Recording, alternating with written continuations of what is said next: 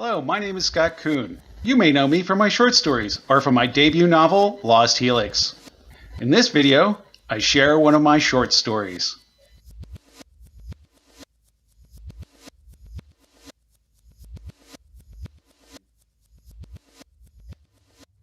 Gazing down over South America, I didn't need a computer pushpin to know exactly where Cindy's house was.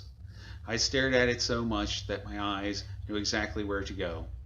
After what happened with my therapy, I might never see her again, and I couldn't blame her. I felt like such a fool. "What's that, Mr. Kelly?" asked the little boy, pulling me from my momentary distraction as he tugged at the pants of my spacesuit. He stood beside me on the residential module of Space Station Galapagos, pointing at a small dome. "That is a communications array," I explained as a cloud slid over Cindy's house, Cindy's father's house. "It relays communication signals to the people down there." "I'm a people down there," shouted the boy, arms up in celebration. "What's that?" "It's a weather radar. What's that? An escape pod for..." "What's that?" "A window." Janet grabbed the boy by his shoulder. "Calm down, Mickenbackel. I will send you back inside." To this, Shane Mickenbackel replied, "What's that?" He was pointing at a solar panel. Shane was at the very end of the chain of 6 and 7-year-olds, strung together by a safety cord and tethered to Janet's waist. The rambunctious boy had the whole string looped back around to its beginning, thwarting Janet's attempts to get away from him and his endless questions. At the apex of the loop, another boy tested the cord's integrity by repeatedly trying to launch himself into space. Space station security kept the shuttle posted above us just in case the kid succeeded, amongst other things. "Sorry about him, Edward," explained Janet. "Shane's a little, yeah." "That's okay," I told her as I smiled to ease her exasperation. "It's not your fault. They're just kids doing what kids do." I was used to it. As a station science teacher, taking the kids on their first spacewalk was just a part of my job, and endless questions along with repeated escape attempts were just a part of the spacewalk. It never bothered me. I'd met Cindy on a spacewalk like this, sort of. We hadn't gotten the kids outside yet when Cindy meandered mindlessly into our unruly formation, tangling herself in the tether. "I'm sorry," she said as the gray cord wrapped her legs. "My fault. Walked right into it. Headed my thesis. I was up all night after my advisor. I'm getting us more tangled. Sorry, so sorry." "That's okay," I told Cindy, smiling to ease her embarrassment. "It's not your fault. They're just kids doing what kids do."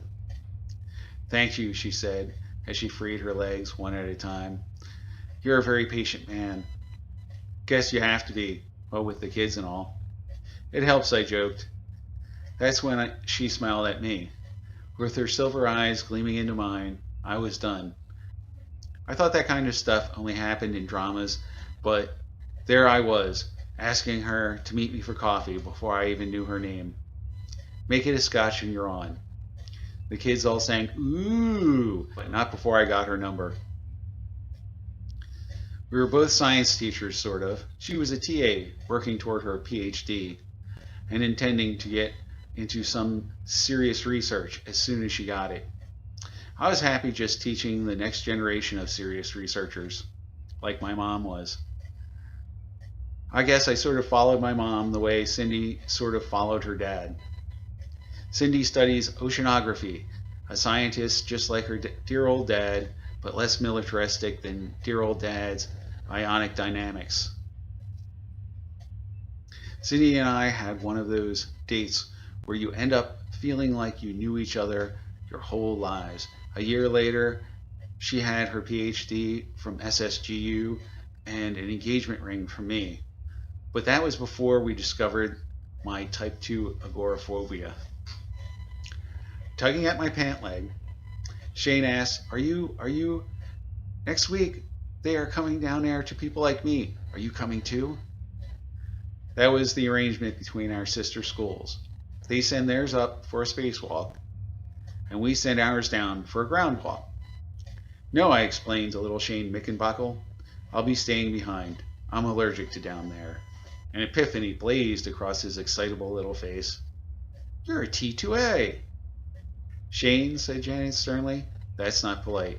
You apologize to Mr. Kelly. As I tried to wave it away as no big deal, Shane pressed on. My daddy's a scientist. Says he studies people like you. Can I take you home for him to experiments on? Shane, barked Janet before turning to me. I am so sorry, Edward. I just chuckled. There's no honesty like kid honesty. That's okay, Janet, I explained. I was going to cover this anyway. I turned to Shane, but made sure I was transmitting to the whole class. Yes, I have type II agoraphobia. I'm afraid of open skies because I was never on a planet when I was younger, like you. It's why my class is going down to visit yours. It's so that they won't get what I have. I guess you could say I'm allergic to the sky. Thanks, Edward, whispered Janet, even though she was transmitting on a private channel. I'm about ready to cut the cord on that one. She was just kidding. Janet was more used to it than I was. After all, she'd worked up here for years. That was before she took the job I was lined up for, before I discovered my T2A. Type II didn't even exist 20 years ago.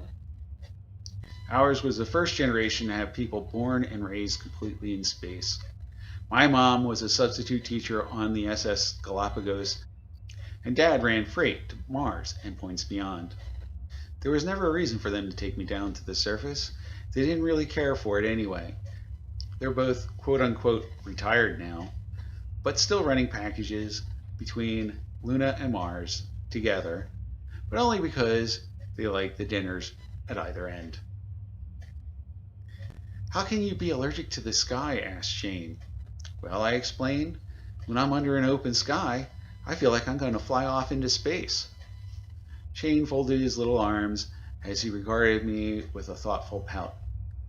That's not rational. I chuckled. Phobias never are. That's when I felt it. A rumble, like elephants stampeding through the station. It rolled beneath my feet. I turned toward the industrial section and saw a green plume shooting into space. Above, the security shuttles vanished, scrambling to respond to whatever just happened. They wouldn't leave the kids unless it was exceptionally bad. A sick feeling drilled through my gut. Time to go inside, I announced, trying to appear calm. We'll have an early lunch and then a nice long afternoon back out here. When we got into the airlock, the inner blast door was down, and the red lights were on.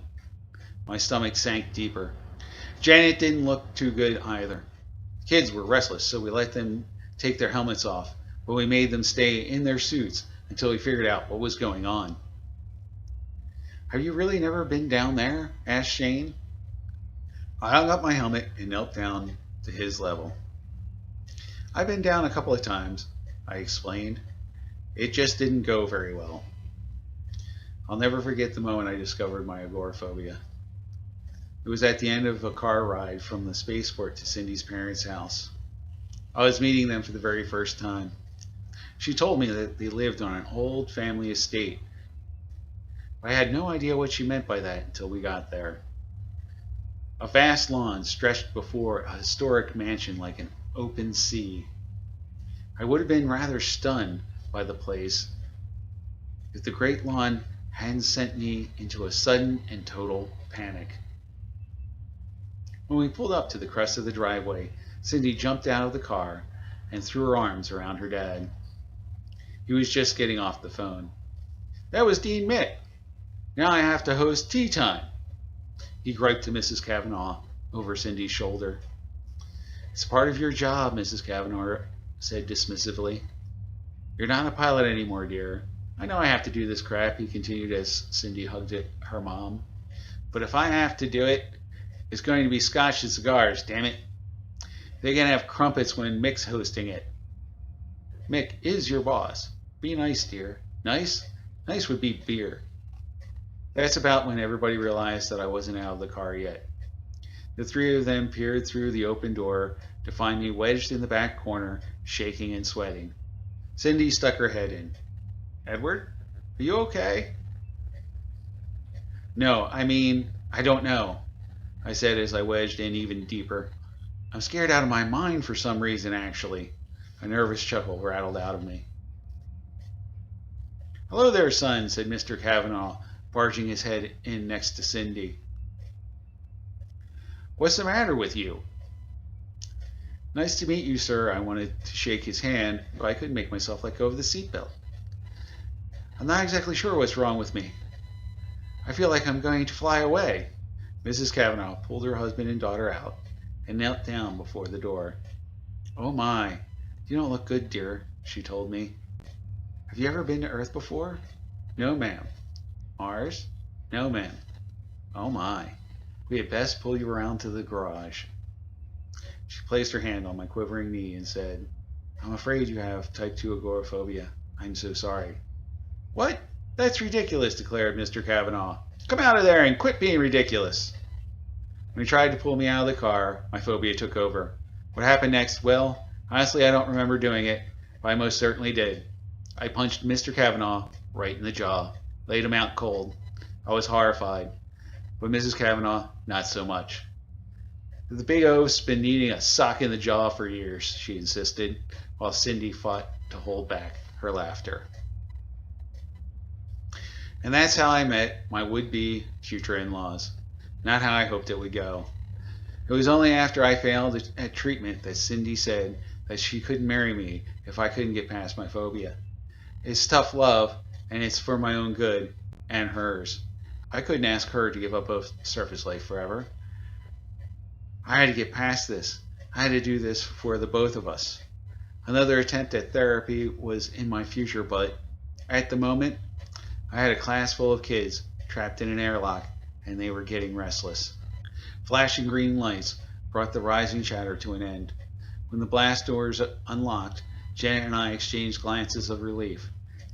Then the doors opened. Chaos filled the corridor as people poured into escape pods. Janet and I quickly filled 3 pods with children. I put her in with the last group, but stayed behind to check for stragglers. I found myself alone in an empty corridor of empty chutes. The siren screamed while the captain's looping message requested my orderly evacuation. A chemical odor seeped into the air, traces of whatever happened in the manufacturing nodes. After taking one last look around, I climbed into a pod.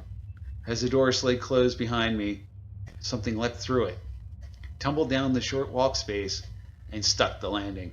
Arms up, Shane Mickenbockel sang, Ta-da! Shane, I yelled. What the hell are you doing here? I was hiding because I wanted to ride with you, he declared with a smile. I had more questions. Pulling away from the station, the pod put us in zero gravity. Shane loved it, giggling and bouncing off the walls. I barely got him into a harness before the jets fired. I managed to strap myself in just before the stars vanished behind a curtain of re-entry fire. When the flames parted, Cindy's house and all of South America stretched beneath us. That's when it hit me. I was going back to Earth. Some crazed part of my brain thought it could put the pod right in Cindy's garage and wanted to get there now. Myself throttling out ahead of the other escape pods, racing toward that safe haven I rationally knew I could not get to. A bank of white vapor swallowed us, but I pressed on, never easing up on the controls. The jets ran dry. The white began to thin. I could almost see the ground again. That's when we hit something, another pod. Both vessels tumbled wildly through the open sky. Smoke poured from the other pod. I could only hope it was an empty misfire. The anti-gravity engines kicked on, lurching us forward in our seats. Then the atmosphere grabbed us by our flaps and shook our brains out. After a chorus of tree branches snapped against our hull, we finally hit the ground with a thud. Still a little dazed from the hard landing, I gazed up through the hatch window, past a frame of shattered tree branches and into a deep blue sky. I almost wet my pants. Again, I cowered in the corner, grabbing at everything as sweat poured from my scalp. If only I hadn't left my helmet back in the airlock. I tried to remember my therapy and used the window to gradually desensitize myself, conquering my fear with logic, but it didn't work then, and it wasn't working now. Though honestly, I really hadn't gotten very far in therapy. I was only there for a week. It was the night before our first brief trek out under the sky when some neighborhood kids thought it would be funny to pull the fire alarm. There we were, a dozen grown adults, ass up, gripping the grass as if it would keep us from flying off into space. I felt like such a fool. Still strapped into his seat beside me, Shane gazed over and intensely whispered, "That was crazy." "Yeah," I replied, my nerves shaking my words like a thin metal sheet. "Could you go check the other pod for me, Shane?" "Please be empty." Shane popped out of his restraints and vanished through the portal. He soon called back, "There's a little girl in there." "Anyone else? Is she awake?" "No?" "Yes." I couldn't leave this to a little boy. I had to get out of there and check on that little girl myself. If there was a little girl. I told myself that I could do this, that the branches were like a ceiling. I could go out under the branches and they would protect me. Over and over, I told myself this as I crawled out of my pod and scrambled into the other. During my brief excursion, I was able to gather that we'd landed on a low ridge sparsely covered in trees, but I didn't know exactly where our ridge was. In the other pod, there was indeed a little girl, alone. "What's your name?" I asked her. "Haley," she replied, nervously, thinking she was in trouble.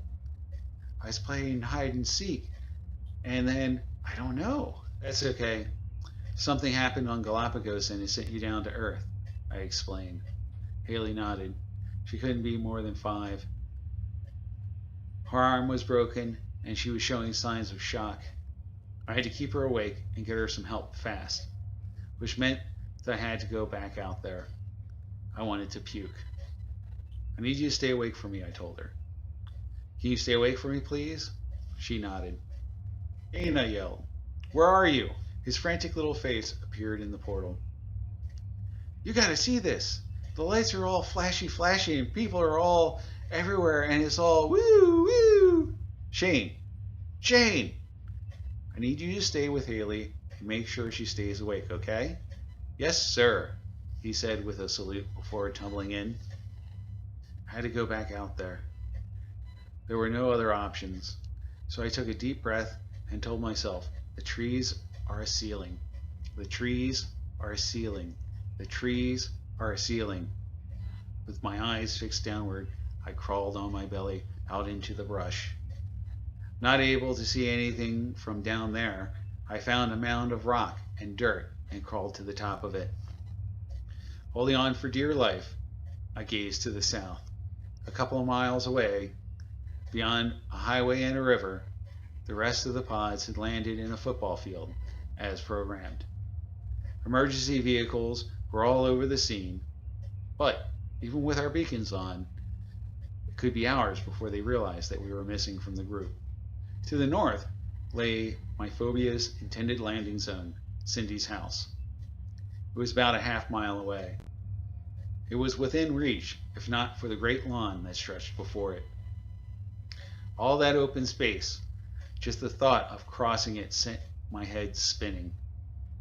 I wanted to dig a hole and hide in it.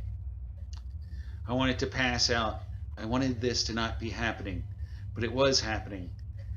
And 2 little kids needed me to pull my brain together. If I was ever going to get past this, it would be today. Without ever getting off my knees, I strapped Haley to a medical board and harnessed it to myself like I was a donkey.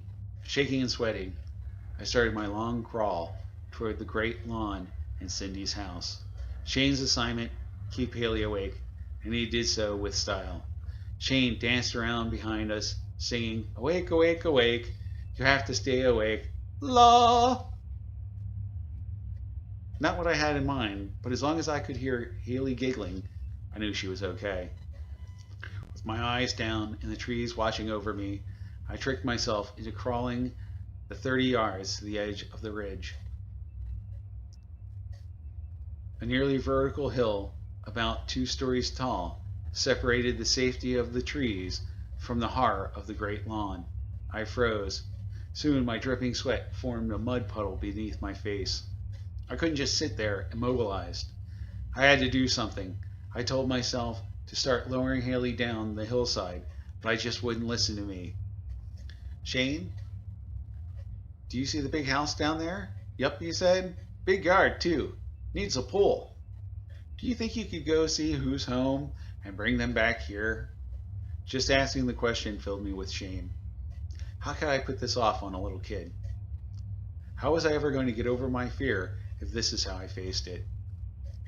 In my mind, Mr. Kavanaugh stared at me in the back of that car, baffled. He was right. I was ridiculous, shamefully ridiculous. Before I could change my mind, Shane answered, "Yes, sir," and off he went, charging down the hill. Almost immediately, he lost his footing and rolled sideways down the steep slope. "Ow, ow, owie! My ankle hurts!" he called from below, while I just stared at my mud. Maybe I could wait. Maybe someone would find us soon. I called back to Haley, but she didn't answer. As a glacier of fear slid down my back, I held my breath, listening for any sign or sound. A long, slow breath reached my ear. She was asleep, and that wasn't good. I couldn't wait any longer. Keeping my eyes in the dirt, I swung the sled around and dangled it down the grassy slope. Haley remained asleep, but she was still breathing. I crab walked down, head first. The awkward sled tried to pull me off the hill, but I managed to get us down to safety. At the bottom, Shane held his red and swollen ankle. It was twisted really bad, but not broken. Still, the only one who could walk was me. But could I get off my hands and knees? Looking up to see which way to go, I caught a full view of the blue expanse spreading above me. Immediately, all of my organs flew off into the sky, leaving me hollow and queasy. Swirling dots gathered before my eyes, gradually closing into a tunnel. My breath drew short. Sweat poured. I couldn't even feel the grass clenched between my fingers. This is illogical, I told myself. You understand gravity. You're a science teacher, for crying out loud. But it didn't matter. I couldn't move. I could barely breathe. I was in danger of blacking out. Instead of getting up, I fell flat on my belly. Come on out of there and quit being ridiculous. The words echoed out of my memory and smacked me in the back of the head. An imaginary Mr. Kavanaugh stood over me, glowering. What the hell is the matter with you? Come on out of there and quit being ridiculous. There are 2 hurt children counting on you. My little girl is counting on you. Get on your feet. Yes, sir, I said to my imaginary Mr. Kavanaugh. Then, to my own surprise, I pulled my belly off the ground. Beneath my hands and knees, the earth became a roiling sea. It took more than a moment to steady myself, but I eventually pried my hands from the dirt and grass and sat up on my knees, with Shane in my arms, Haley on the board, and my eyes fixed on the far-off roof-covered porch. I planted my foot and pushed off. For the first time in my life, I stood upright under an open sky. I took my first step, then my second, each step more solid than the last. Before I knew it, I was walking on asphalt. I'd reached the driveway. By the time I reached the front porch, I no longer needed the shelter. Well, mostly. Though it still scared the hell out of me, I could finally do it. I could walk on a planet's surface. I'd have to remember to thank Mr. Kavanaugh for his encouragement. The 3 of us must have been quite a sight when Cindy answered the door. Her mouth moved in a confused search for a question as her eyes darted over our little caravan. What the hell? Zonked from his big day out, the half-conscious Shane mumbled, "What's that?" When we arrived, Haley's parents were already at the hospital looking for their daughter. A month later, I was the second most important guest at Haley's birthday party. Shane was back on his ankle and annoying nurses in no time. And it turns out that the Dean Mick that Mr. Kavanaugh worked for was actually a Dean Mickenbockel. It also turns out that a really good way to get in with your in-laws is to save the life of your future father-in-law's boss's grandson. Who knew? 6 months later, on a beach in Rio, he became my actual father-in-law. I needed a little something from a doctor to get me through the ceremony, but I was able to give Cindy the day she'd always wanted, and that's what mattered to me. Therapy continues. I hope you enjoyed Type II Agoraphobia. Type II Agoraphobia is not a real disease. Not yet, but I expect it will be in our future. I hope you enjoyed this video. For more about me, my published works, and for some writing advice, go to scottcoonscifi.com and losthelix.com. Please remember to like and subscribe, and leave comments below. Thank you.